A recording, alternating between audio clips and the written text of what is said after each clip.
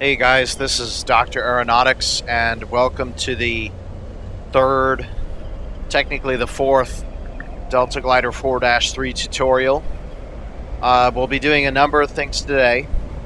I'll be demonstrating the Atmospheric Autopilot and a few things that are important to note with that. Again, that's a tutorial that you can run yourself, but I'm going to demonstrate a few things that I've noticed with it, a few tips, and some things that you need to know. We'll also demonstrate the hold speed autopilot, and we'll do that for both taxiing, approach, landing, and just an important thing to notice that's kind of noted but not explicitly. Of note, I now have a yoke which I'm using to record this video. I've never used a yoke before. I've been using a joystick. I believe that a yoke is more appropriate for the DeltaGlider 4, given the way it behaves.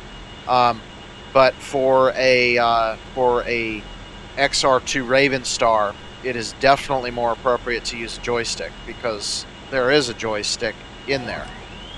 It's actually in an awkward position, and it looks even weirder than where it is. So, but anyway, that's not important right now. So what I'm going to do is I'm going to set everything up here. What we're going to do is we're going to mimic an atmospheric flight. We'll fly down to Miami International. I don't think that will be too far, and then land. I'm using the civilian. I'm using the civilian airports version 3. That's how I have Miami. I'm going to go ahead and do no target, and that will deselect everything. Unfortunately, also the flight computer also recognizes that as an input, so to ignore that, we'll just do D3. Unfortunately, my keyboard is also blocked, so because of the positioning of this thing, so that's a little bit unfortunate. But the nice thing, it does have rudder pedals, and it actually has 3 throttle movements.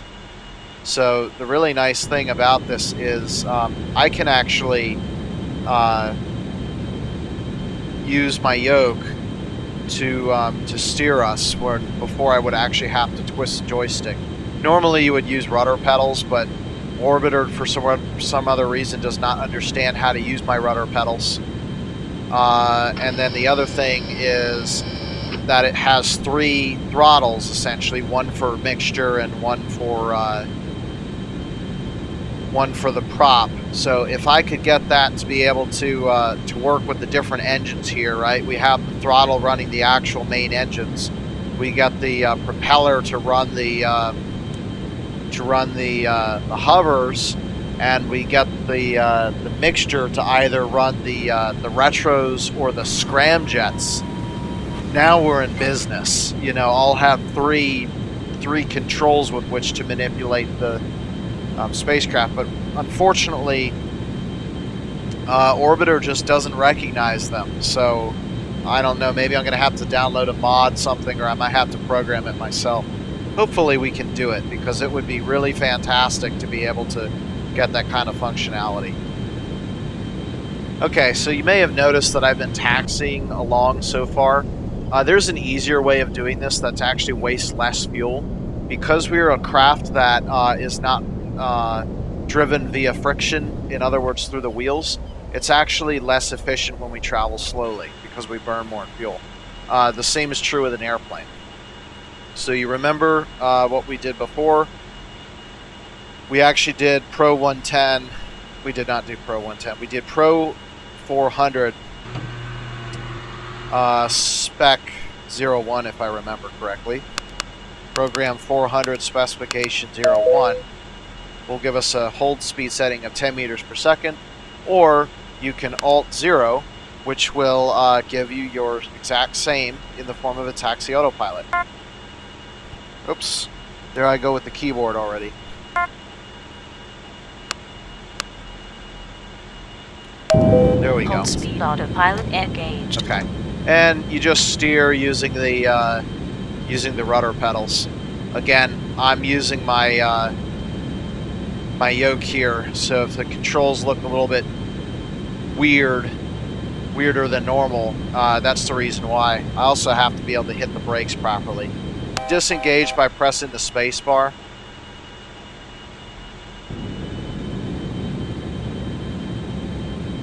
Well, so far, the controls seem to actually be easier on the ground. I don't ever remember lining up this good. Okay, so what we're going to do now is we're going to target our selection, which is going to be Miami International. And again, it thinks that we've pressed enter. That's not going to hurt anything unless we press E. E will actually execute. Enter will just enter a program, but we have a program selected already, so enter is not technically called for, if that makes sense. Okay, the next thing that I want to do is open up the third one here, and I want to go for the ILS of, actually that's going to be ComNav. I want to pick the ILS of Miami. So we're going to go to Spaceport, pick Miami International here, and we're going to be on a southward track. There's only one runway that is long, so we're going to be coming in from the west. We'll take a due south trajectory. We'll land on the runway 09er, which is going to be an ILS of 110.3. Now, unfortunately, the DeltaGlider IV does not have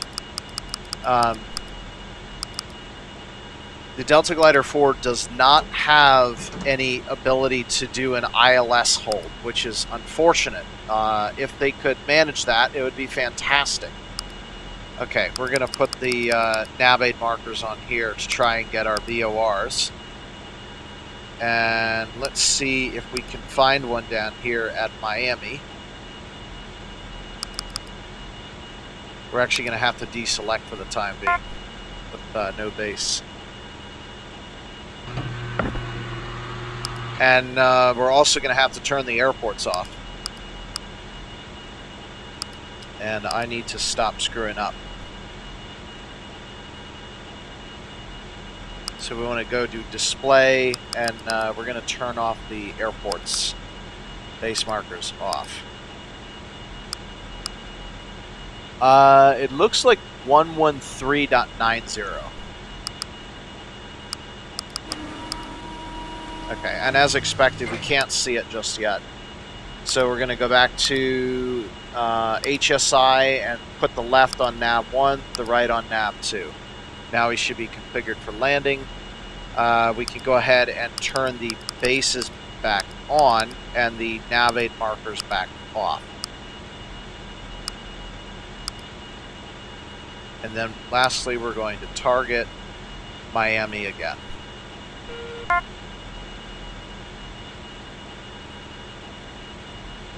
Okay, so like a normal aircraft, I'm going to take off on my own. And then once we get going, we're going to activate the autopilot for us. And then I'll start explaining how to do it. So we're going to initially climb to and maintain, what's a good altitude to pick? Let's do 10,000. If you put your display on 3, you'll get some aviation parameters, which I like. So I'm actually going to ignore my meters per second here.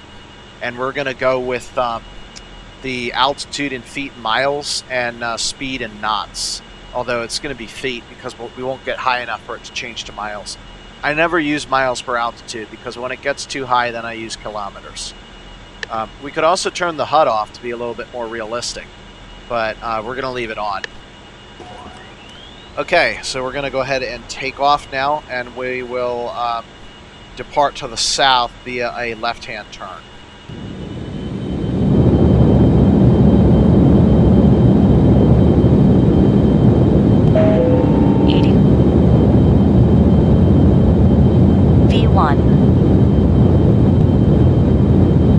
Rotate. Okay, hauling back on the yoke. And we're airborne, throttle back. Gear up. Put your gear up.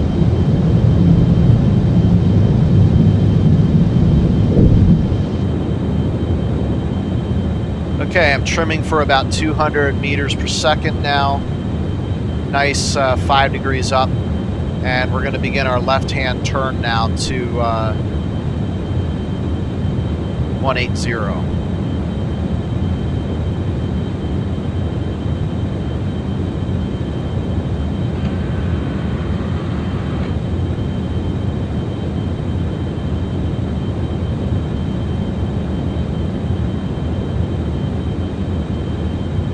Just like in a real airplane, at this time we're going to turn the hydraulic pressure off on the landing gear.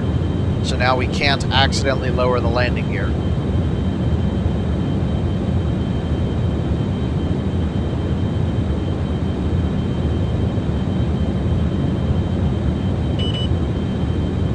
Okay, we're now 3,000 feet. Again, I'm using very low power settings to try and make this more like an airplane.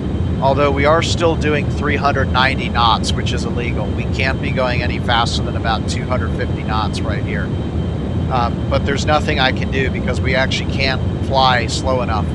We're too heavy, and as you can see, our wings are far too short to be able to fly at any slower speed. Okay, so there's 180. I'm going to go ahead and level the wings out. And we'll just maintain about 3,400 here, and we're going to go ahead and activate the autopilot.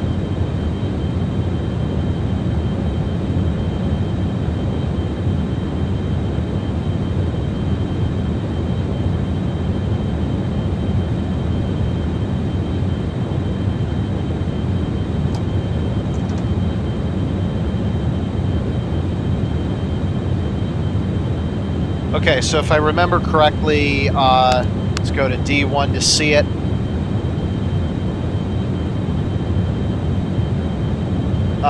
Program 110, specification 0. And there's no other specifications. So that's P110S0, enter. We've got atmospheric flight, altitude hold at 1.1 kilometers. It's going to default to your heading and speed and altitude. Press E to execute. Atmospheric Autopilot engaged. Okay, we're on atmospheric autopilot now. It's not quite as perfect as a real airplane, but it's pretty close. There's an additional way of running that if we cancel with the spacebar. Elevon. Now it's telling us our control method. It will turn your throttle off, so you do have to move your throttle setting just a bit to get it to come back on again.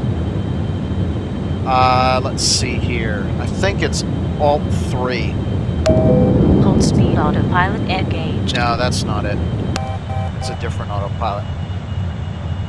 Let's try Alt 4. Okay, we really shouldn't be messing around with this again, so I'm going to go ahead and execute again. Cancel to unload, Pro 110, Spec 0, enter, activate. Atmospheric Autopilot engaged.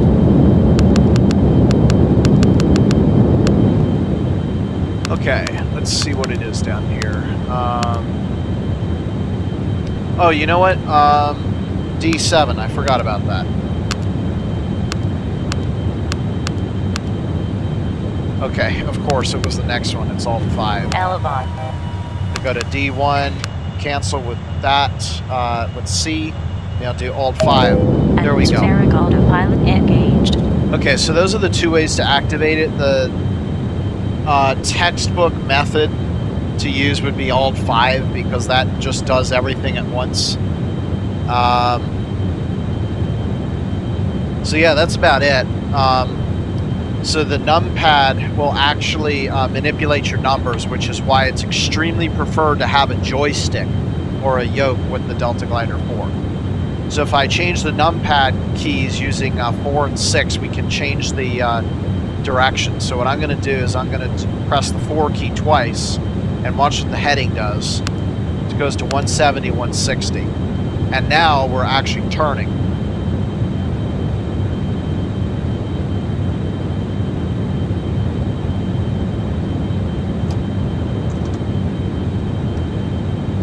Okay, but you notice we can only get to within 10 degrees. So how do you get more accurate? 7 and 9, as it says there. So I'm going to press the 9 key 9 times to get to heading 169.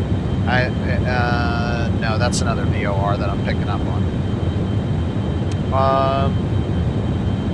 Actually, no, that is our VOR, 263 kilometers away. Okay, so we're at 169, and actually the bearing, what you do is you look at the VOR here, the bearing, and that tells you where you should be. So the VOR says at 170, and we want to be a little bit west of the runway. So 170 is what you pick. You press this OB plus and OB minus to narrow down on your Omni bearing. Okay, and we are on our way. So we're going to climb and maintain, let's do 35,000 feet, which is about 11 kilometers. So the way we adjust the altitude with this autopilot is number pad 2 to go higher and 8 to go lower. I can go lower one more to 0.5 kilometers. That's the lowest it'll let me go. But we're going to go up. Okay, I went too far, so how do we fix this? Just press 8 twice, and then you go 11. And this is meant to be like an airliner, right? We're not going up as steep as we could. We're at a nice 15-degree angle, which is what most airliners would do. The only thing that's different about what we're doing is our speed. We're already at Mach 0.7, which is a little bit higher than most aircraft. Let's go to IAS since we're acting like an airplane. We're at 215 meters per second, which is huge. Most airplanes are normally at about, we're at 11,000 feet, are at about 280 knots. And you need to divide by like 3 to get meters per second. So yeah, we're going about twice as fast. And again, that's because of our wing profile, right? You cannot fly using a craft that's this heavy on wings that are that small in an Earth atmosphere at that kind of speed. You have to go much faster.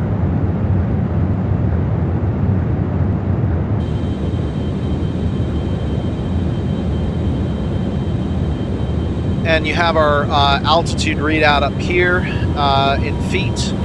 So we're now passing through 20,000 feet. And we're doing an indicated airspeed of 181 meters IAS, which is not a used parameter in aviation. We have true airspeed in knots, which is 483. That's about what an aircraft would do in cruise typically, around 35,000 feet or so. We're not going to be able to do that though. So I want you to pay very special attention to our current settings. 11 kilometers requested, heading of 170 and speed of 250 meters per second. The last status message indicates that the autopilot was engaged. If anything should happen regarding the autopilot's operation, it's going to be reported in the system message. And that's important. Okay, something just happened. Hold speed forced to 400 meters per second. AP stands for autopilot, unable to maintain altitude at lower speed. This is a smart autopilot.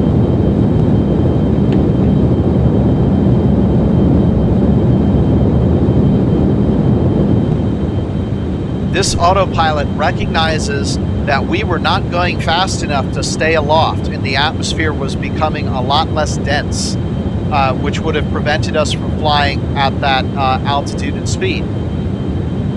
So we're now at 36,100 feet, which is our cruising altitude for this flight. And we are now doing 400 meters per second, which is Mach 1.3. Again, because we're unable to do any slower due to the weight of the craft. So the Atmospheric Autopilot is one of the safest autopilots available to you in the DeltaGlider 4 because it is able to recognize dangerous situations and autocorrect them, which is really nice.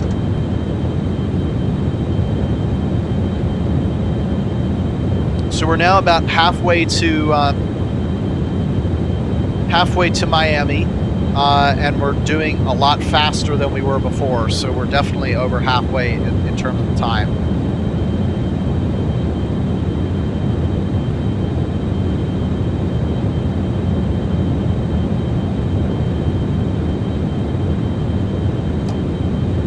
So in a normal aircraft, you would use what's called the 3-to-1 rule to determine when you want to descend.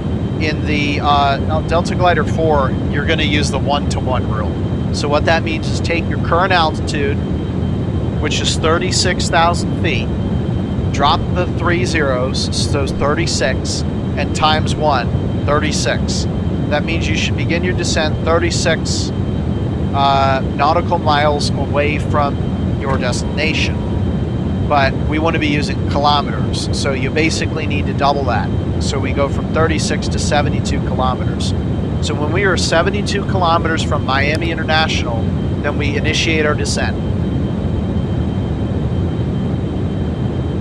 At this time, too, I'm going to also turn west so that we can set up a proper approach. So we'll press the 6 key to change our heading. And I really want a long approach because I have not had much experience with the yoke, and I learned yesterday I was able to land, but it was really scary with the flare. So I want to get a chance to get it right. Let me see, we're at 36,000 feet. This should not be a star. Rigel Cantaris, why is a star appearing at 36,000 feet? Arcturus, no, this is wrong. I tried to manipulate my, that looks kind of realistic. I tried to manipulate my settings in the atmosphere to create a more realistic atmosphere, but it's more realistic at the surface. But again, then we have the problem of stars appearing at airliner altitudes, which isn't realistic. They shouldn't be appearing, the brightest ones, until really we get to about twice this height.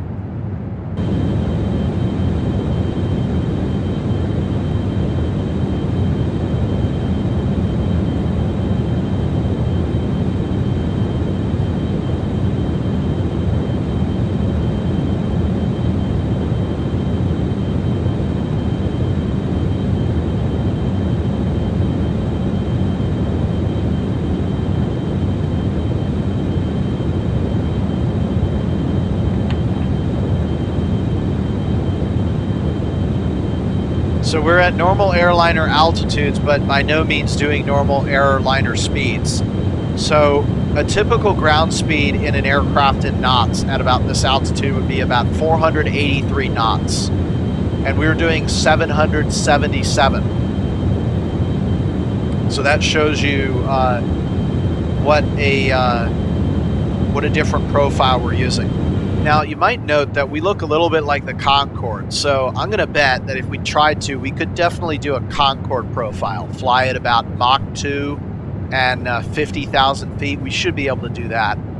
I don't know if we could do Mach 2 and 60,000, but we'd probably get pretty close to that. All right, let's check up on our fuel. We're down to 3,300 kilograms, so that's going to be about 33 or so percent. Yeah, 34.5%. So we're running low, but that's okay because we're getting close. In fact, our descent point is going to start in about 16 kilometers now.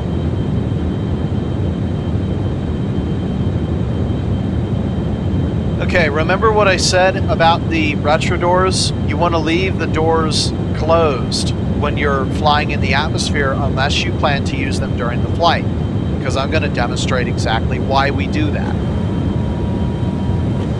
Okay, 79, 78, 77, 76, 75, 74, 73, And here we go, 72. Elevon. Spacebar to disable. And now we're back on Elevon control. So we're going to go back to a autopilot that we're very used to. So we're going to clear, and we're going to do program. So that's the P key, 400 specification, and this is where we would say 01. We're actually going to do 30, enter, and that's going to give us 300 meters per second. So I can press E to execute now. Speed autopilot engaged. And that gives us a nice hold speed. There's another way of doing it too.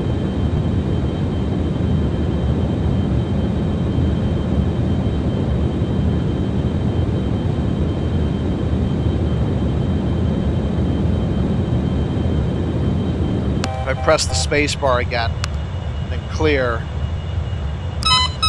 Warning. Warning. Warning. Warning.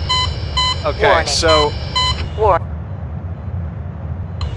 warning. all right, so we have a Warning. master alarm just happened. Warning. I'm going to press the reset button Warning. here. Okay, so we just had our nose cone destroyed by my fat fingering on the keyboard. Again, I said there was little room between us and the between the yoke and the keyboard, so we actually just lost our nose cone. That shouldn't affect our ability to land, but now we need to perform an emergency repair. I tried to hit D7. And, let's see. Yes. Alt 3 will do it. So if we do Alt 3, Hold speed autopilot engaged. there you go. But now it's 250, so we'll have to change it to 300. And we also want to be descending.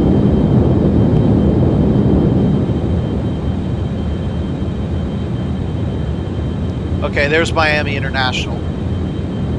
So we're going a little bit fast now. So let's go ahead and press the 1 key a number of times, number pad 1, to get down to 250.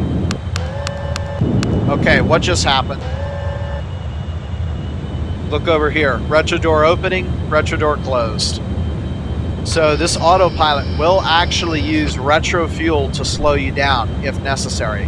That can be good, but depending on the atmosphere, if it's very corrosive like Venus, it can be bad.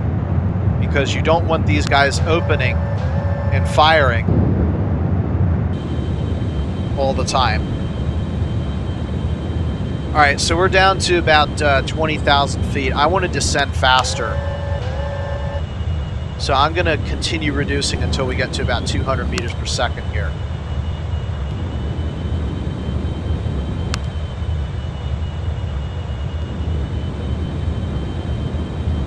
So in real life, what you would do is you would actually close a breaker, and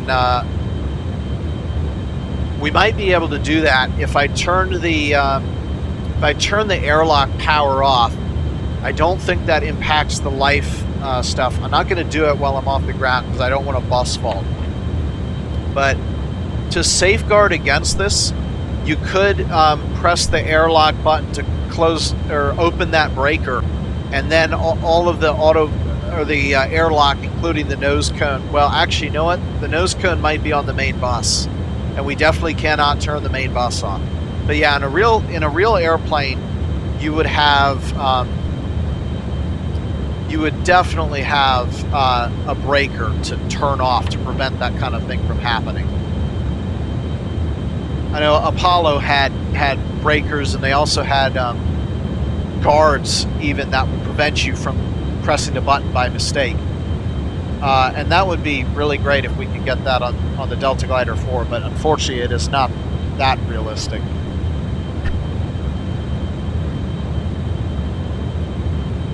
Okay, so we're getting really close now, and I see now we have an ILS fix, so I'm going to continue until we pick that up. We're also down to about our speed now, so now we can actually do the landing hold, which is a very similar one. So if I do Try that again. Pro 400 spec. And this is going to be 1.8. It's the exact same autopilot.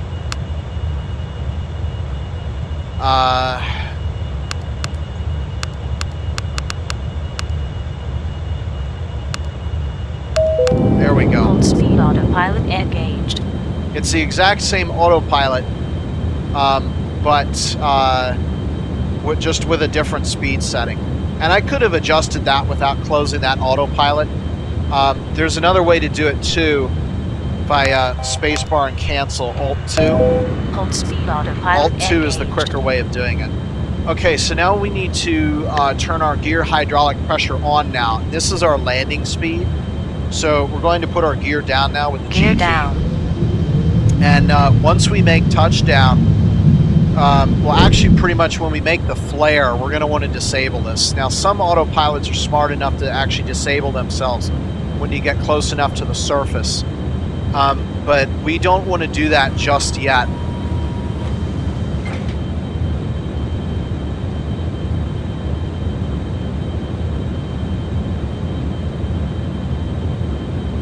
That's not until really the flare.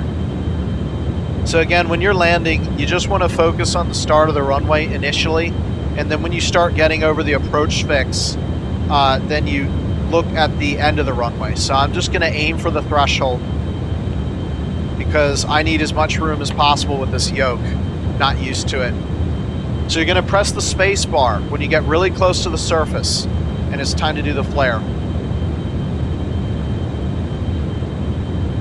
Okay, coming up on flare height. Disable with the spacebar and flare.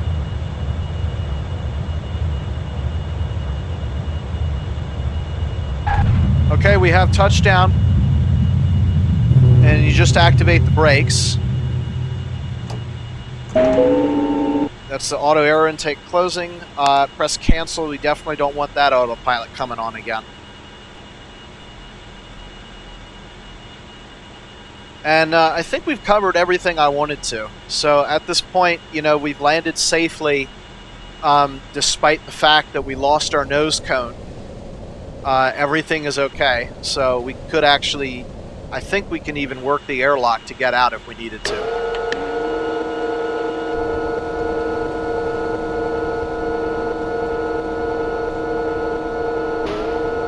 Yeah, the airlock works fine. So we can get in and out, we just have no nose cone. So basically what that means is no high-speed flights, nothing beyond like Mach 1. And, well, we were flying at Mach 1, I think. Nothing beyond like Mach 2. These things have limits to them. I think it's 350 degrees. If we go down to the vessel limitation, which is 15, any door open has a limit. Yes, 350. So if we go to 1, actually it's D3. If any of these temperatures went above 350 centigrade, we'd be toast. Literally. But as long as we flew slower than that, we would be okay. So that is it. I just need to figure out what to do with my keyboard now so that I don't start opening nose cones. I'm not actually aware of that shortcut, and to be honest, I don't want to be, because I like to click things with my mouse. It's more realistic to actually grab something and click it than reach for it. What would be really nice is if I could get my my yoke here to recognize it, because I actually have two switch buttons and 2 other buttons which I can. So I have 1, 2, 3, 4 two-way toggle switches that I could use. So that's up to 4 doors. You know, I could have the nose cone, the landing gear, the inner door, and the outer door if I wanted to, which is really cool. I really wish I could do that, but I don't know how to do that with Orbiter.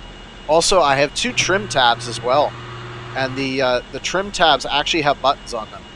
So it would be really nice too if I could get Orbiter to recognize the trim tabs. If anybody knows and is watching this, please tell me, because I would love to be able to adjust the trim on my yoke rather than having to do that. So what happened is I realized my throttle's not at the 0 position.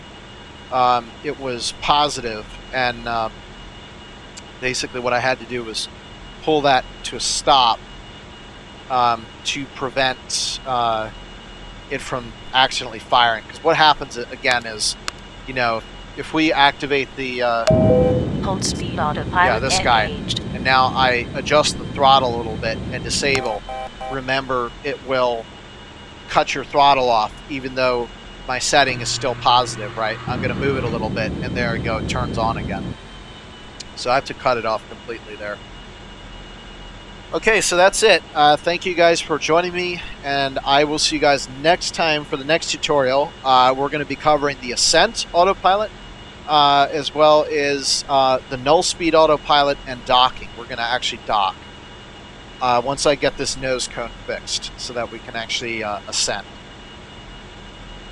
I will see you guys next time. Bye-bye. If I can figure out how to reach my keyboard for the shortcut.